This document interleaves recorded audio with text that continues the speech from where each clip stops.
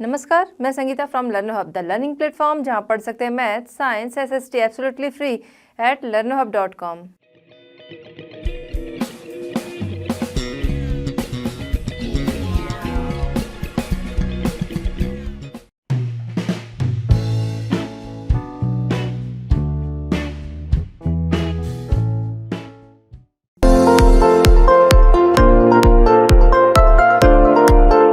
चलिए बच्चों, स्टार्ट करते हैं क्वेश्चन नंबर 1 से। क्वेश्चन नंबर 1 हमारा है मल्टीपल चॉइस क्वेश्चंस हैं। मल्टीपल चॉइस क्वेश्चन है, आपको चॉइसेस दी गई हैं, जो करेक्ट आंसर है वो आपको चूज़ करना है। आइए फर्स्ट देखते हैं इसमें, which one of the following describes a system of agriculture where a single crop is grown on a large area. उस एग्रीकल्चर सिस्टम का नाम बताना है जहाँ पर कोई सिंगल क्रॉप होती है जो कि लार्ज एरिया में ग्रो की जाती है, उसे क्या कहते हैं। आइए देखते हैं। ऑप्शन है ए, शिफ्टिंग एग्रीकल्चर। शिफ्टिंग एग्रीकल्चर किसे कहते हैं? शिफ्टिंग एग्रीकल्चर मीन्स कोई भी क्रॉप किसी लैंड में जब ग्रो की जाती है, जब वो रेडी हो जाती है, फिर उसे वहाँ से काट लिया जाता है और उस लैंड को एक लंबे टाइम तक के लिए खाली छोड़ दिया जाता है फॉर फर्टाइल। और ये जो ड्यूरेशन होता है उसे खाली छोड़ने का, वो 10 to 12 ईयर्स भी होता है और उससे ज़्यादा भी हो सकता है। इसे हम कहते हैं शिफ्टिंग एग्रीकल्चर। नेक्स्ट है प्लांटेशन एग्रीकल्चर। प्लांटेशन एग्रीकल्चर, इनमें हमारी जो इकोनॉमिक क्रॉप्स होती हैं वो आती हैं और इसमें अधिक लेबर और अधिक कैपिटल दोनों की ज़रूरत होती है। और इनसे जो प्रोडक्शन होता है इनका, वो रॉ क्रॉप्स होती हैं। और जैसे कि हमारा है रबर है, शुगर केन है, कॉफ़ी है, टी है, उस टाइप की जो क्रॉप्स हैं वो इसमें आती हैं। तो जो हमारा क्वेश्चन है single crop is grown a large area, तो उसके अकॉर्डिंग हमारी ये जो बी ऑप्शन है ये करेक्ट होता है, क्योंकि प्लांटेशन एग्रीकल्चर जो है ये एक लार्ज एरिया में सिंगल क्रॉप जो होती है उसे प्लांटेशन एग्रीकल्चर कहते हैं। नेक्स्ट है हॉर्टिकल्चर। हॉर्टिकल्चर में हमारी खाद्यान्न फसलें तो आती हैं, उसके अलावा इसमें हमारी वेजिटेबल, फ्रूट एंड फ्लावर्स ये सभी आते हैं। इन सभी की जहाँ पे इन सभी की खेती की जाती है उसे हम हॉर्टिकल्चर कहते हैं। हॉर्टिकल्चर के अंतर्गत फल फूल सब्जियाँ इन सभी की खेती आती है। नेक्स्ट है intensive agriculture. Intensive agriculture means कि वो लैंड जहाँ पर 1 ईयर में एक से ज़्यादा क्रॉप अगर ग्रो करते हैं उसे इंटेंसिव एग्रीकल्चर कहते हैं। तो जो हमारा राइट आंसर है इसमें option B, plantation agriculture. Next हम आते हैं सेकंड पे। सेकंड क्वेश्चन हमारा है which one of the following is a rabi crop. Rabi crop in options में से कौन है? Rice, millets, gram and cotton. पहले जान लेते हैं रबी क्रॉप्स कहते किसे हैं। रबी क्रॉप्स वो जो कि अक्टूबर से दिसंबर के बीच में ग्रो की जाती है और जब ये पक जाती हैं तब इन्हें काटा जाता है। इनके काटने का समय जो होता है वो अप्रैल के आसपास का टाइम होता है। जब ये क्रॉप्स ग्रो होती हैं तो वो उस टाइम में इन्हें थोड़ा सा ठंडा मौसम चाहिए होता है, लेकिन जब ये पकती हैं तब इन्हें जो है खिली हुई धूप चाहिए होती है।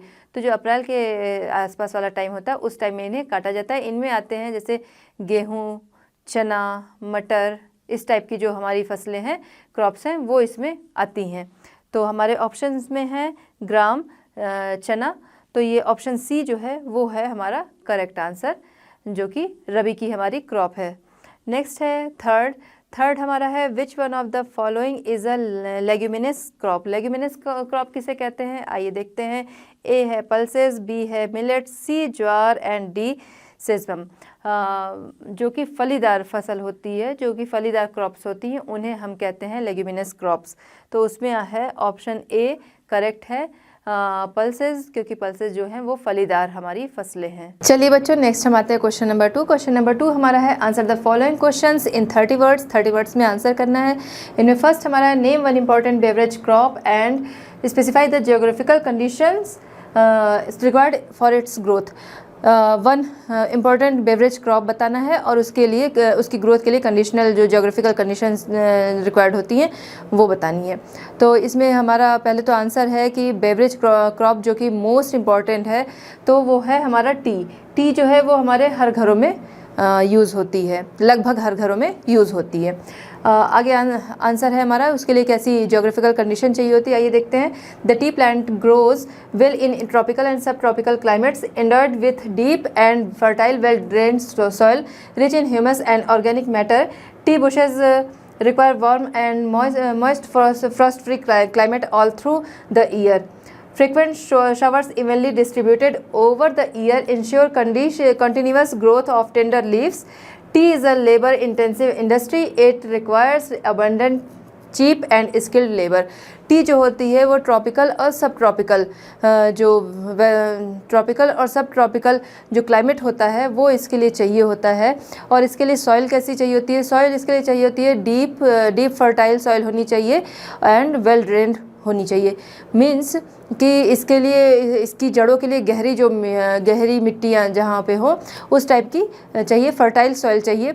उसके अलावा ये कहाँ पे होती है? वेल ड्रेन्ड जो सॉइल होती हैं। इसीलिए जो हम लोगों ने देखा होगा, जो कहीं कोई घूमने गया होगा वहाँ भी उसने देखा होगा, उसके अलावा टीवी में, मोबाइल में कहीं भी आप लोगों ने देखा होगा कि जो टी की खेती होती है तो उसमें उसे सीढ़ी नुमा, हमेशा जो टेरेस फील्ड होते हैं वहाँ पर इनके बागान होते हैं। बहुत बड़े बड़े बागान इनके होते हैं जो कि टेरेस फील्ड्स में होते हैं।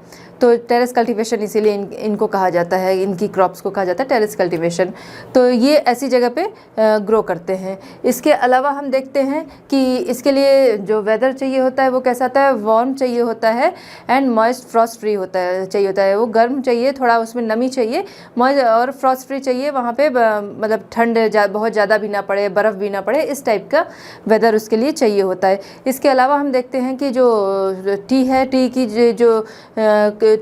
की जो क्रॉपिंग होती है उसमें बहुत ज़्यादा लेबर्स की ज़रूरत होती है और इसके लिए सस्ते और जो स्किल्ड लेबर होते हैं उनकी ज़रूरत होती है। जहाँ भी ये इनकी खेती होती है, चाय की खेती जहाँ भी होती है, वहाँ पर जो लेबर्स होते हैं उनको बहुत ज़्यादा मेहनत करनी पड़ती है। तो यहाँ के लिए ज़्यादा लेबर्स की ज़रूरत होती है और जो कि स्किल्ड हों और मेहनती हों, ऐसे लेबर्स यहाँ पे चाहिए होते हैं। चलिए बच्चों, हम आते हैं क्वेश्चन 2 का नेक्स्ट पार्ट। इसमें name one staple crop of India and the region where it is produced. One staple crop of India में बहुत सारी खाद्य फसलें होती हैं जिनमें कि वीट एंड राइस जो है वो मेन है। अगर यहाँ वन स्टेपल क्रॉप की बात हो रही तो हम यहाँ पे राइस को लेते हैं। अब ये जो राइस है ये हमारी खरीफ की फसल है, वेयर इट इज़ प्रोड्यूस्ड। तो इसके लिए हमारा प्लेन ऑफ नॉर्थ का जो एरिया है वो and north eastern areas and deltaic regions, इसके अलावा कोस्टल एरियाज़ में जो चावल की उपज होती है, धान की उपज होती है वो ज़्यादा होती है क्योंकि यहाँ पे रेनफॉल जो है वो अच्छी पाई गई है। इसके अलावा समय के साथ बहुत सारे डेवलपमेंट हुए हैं इरिगेशन में, जिनमें कैनाल्स जगह जगह पे बहुत सारे बन गए हैं और ट्यूबवेल्स जगह जगह पे हैं, जिसकी वजह से जो कम रेनफॉल वाला एरिया है वहाँ पर भी इसकी उपज पॉसिबल हो सकी है। जैसे कि हमारा वेस्टर्न उत्तर प्रदेश है, पंजाब है, हरियाणा है एंड राजस्थान का कुछ पार्ट है जहाँ पर कि पॉसिबल रेनफॉल कम होने की वजह से भी पॉसिबल हो सका है चावल की उपज पैदा करना, वो इस वजह से कि वहाँ पर development of canals and tube wells हैं। चलिए बच्चों, नेक्स्ट हम चलते हैं क्वेश्चन नंबर 2 का थर्ड पार्ट है। इसमें enlist the various institutional reform programmes introduced by the government in the interest of farmers. किसानों के हित के लिए सरकार द्वारा किए जाने वाले इंस्टीट्यूशन प्रोग्राम को एनलिस्ट करना है। तो हम सभी ने देखा है कि एंशिएंट टाइम से ही किसानों के हितों के लिए बहुत सारे काम किए जा रहे हैं, जिनमें से कुछ सक्सेस होते हैं, कुछ नहीं होते हैं, कुछ कम सक्सेस होते हैं। समय समय पर तरह तरह की स्कीम्स जो हैं वो लाई जाती हैं। जैसे 60s 70s के सारी चीज़ें कुछ सक्सेस तो हुई लेकिन पूरी तरह से सक्सेस नहीं हुई। फिर 80s 90s में नई तरह की स्कीम लाई गई किसानों के हित के लिए, तो समय समय पर उसके लिए काम किए गए। अब इसमें जो नई स्कीम्स आई वो इंस्टीट्यूशनल और टेक्निकल बेस्ड थी, जो कि तरह तरह से किसानों को बेनिफिट्स पहुंचाती थी। इसमें कि गवर्नमेंट द्वारा बहुत सारी पॉलिसीज़ लाई गई, जिसमें बाढ़ है, सूखा है, फायर है या बहुत सारी बीमारियां फसलों में हो जाती हैं, डिसीज़ हो जाती हैं, उसके लिए तरह तरह की पॉलिसीज़ लाई गई, जिससे कि जो किसानों को इनकी वजह से नुकसान होता था वो नुकसान कम किया जा सके। इसके अलावा किसानों को फार्मर्स को जो है लोअर इंटरेस्ट रेट पर लोन प्रोवाइड करने के लिए ग्रामीण bank, cooperative societies and banks जो हैं वो इस्टेब्लिश किए गए, जो जिससे कि किसानों को कम कम इंटरेस्ट रेट पर लोन दिया जा सके। इसके अलावा सरकार द्वारा समय समय पर इसके अलावा आकाशवाणी और दूरदर्शन के पे मौसम की जानकारी के लिए प्रोग्राम चलाए गए, जो अभी भी आते हैं, जो कि वेदर बताते हैं कब कैसा वेदर है, जिसके अकॉर्डिंग जो फार्मर्स होते हैं वो अपने काम कर सकते हैं। उसके अलावा दूरदर्शन पर कृषि से, एग्रीकल्चर से रिलेटेड प्रोग्राम भी आता है। आज भी वो प्रोग्राम आता है, शाम को आता है। बहुत सारे लोग जो कुछ ही लोगों को पता होगा जो कि गांव से जुड़े हुए होंगे या फिर गांव आते जाते होंगे, तो उनको पता होगा कि एग्रीकल्चर से रिलेटेड प्रोग्राम आज भी दूरदर्शन पे आता है, जिसमें कि कौन सी क्रॉप के लिए कैसा वेदर चाहिए होता है, किसी भी डिसीज़ से बचाने के लिए उनके लिए क्या करना होगा, इस तरीके का प्रोग्राम जो है वो चलाए गए, वो अभी भी चल रहे हैं। इसके अलावा बहुत सारी स्कीम्स लाई गई, जिसमें किसान क्रेडिट कार्ड है, पर्सनल एक्सीडेंट इंश्योरेंस स्कीम है। इसके अलावा बहुत सारी अदर स्कीम्स जो कि इंट्रोड्यूस की गई गवर्नमेंट ऑफ इंडिया के द्वारा किसानों के लिए। इसके अलावा हम देखते हैं जो किसान थे वो किसान जो थी उनकी जो उपज होती थी उसे वो ले जाते थे मार्केट में सेल करते थे, और वहाँ जो ब्रोकर्स होते थे वो सारा प्रॉफिट्स ले लेते थे, जिससे फार्मर्स जो थे उनको प्रॉफिट नहीं मिल सकता था। तो इससे बचाने के लिए सरकार ने ये किया कि जो प्रॉफिट है वो ज़्यादा से ज़्यादा किसानों को ही मिल सके, इसलिए उनकी जो भी उपज थी उसके लिए एक फ़िक्स रेट कर दिया, जिससे कि जो किसान है वो प्रॉफिट उन्हें ही मिल सके, वो उनका जो प्रॉफिट था वो ब्रोकर्स ना ले जा सके। इसलिए तरह तरह के इसी तरीके के और भी बहुत सारे प्रोग्राम्स जो हैं वो किसानों के लिए समय समय पर चलाए गए, और गवर्नमेंट ऑफ इंडिया द्वारा समय समय पर फार्मर्स के बेनिफिट्स के लिए समय समय पर तरह तरह की स्कीम्स जो हैं वो चलाई गई। नेक्स्ट हम देखते हैं क्वेश्चन नंबर 4 है, the land under cultivation has got reduced day by day, can you imagine it's consequence.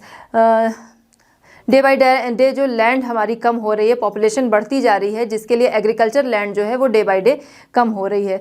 ये जो स्थिति है वो जो कंडीशन है ये आगे आने वाले समय में बहुत ही भयावह, बहुत ही डरावनी ये साबित होगी, क्योंकि जो हमारी आज भी पॉपुलेशन है, करीब 68% पॉपुलेशन हमारी जो है वो इन एग्रीकल्चर रिलेटेड वर्क्स में ही लगी है। एग्रीकल्चर रिलेटेड वर्क मीन्स सिर्फ फसलों को उगाना ही नहीं है, फर्टिलाइज़र्स है, इसमें तरह तरह के जो टेक्निकल चीज़ें यूज़ होती हैं, उनके पार्ट्स हैं, वो सारे मोटर्स हैं, वो सारी चीज़ें जो हैं इसमें यूज़ होते पे भी जो है उन सभी बिजनेस पे भी जो है इसका असर पड़ता है, उन सभी बिजनेस पे भी इसका असर पड़ रहा है। उसके अलावा हम देखते हैं कि जब एग्रीकल्चर कम होगा, लैंड कम होगी, जिससे खेती कम होगी, तो फूड क्राइसिस जो है वो भी बढ़ने लगेगी। उसके अलावा जो हमारे एनिमल्स हैं, जो कि इन्हीं एग्रीकल्चर जो तरह तरह की फसलें होती हैं, उनका जो चारा होता है वो एनिमल्स को उसी से मिलता है, इन्हीं फसलों से ही उनका चारा आता है, जिससे कि उनके भी फूड क्राइसिस होगी। तो जो एनिमल्स की केयर कम हो पाएगी और उनसे मिलने वाले जो बेनिफिट्स वो हमें होंगे वो भी कम हो जाएंगे। तो बहुत सारे बिजनेस पे भी इसका असर पड़ेगा, फूड क्राइसिस भी हो जाएंगी। उसके अलावा एनिमल्स की केयर एंड एनिमल से मिलने वाले जो बेनिफिट्स हैं उन सभी पे इसका असर पड़ेगा।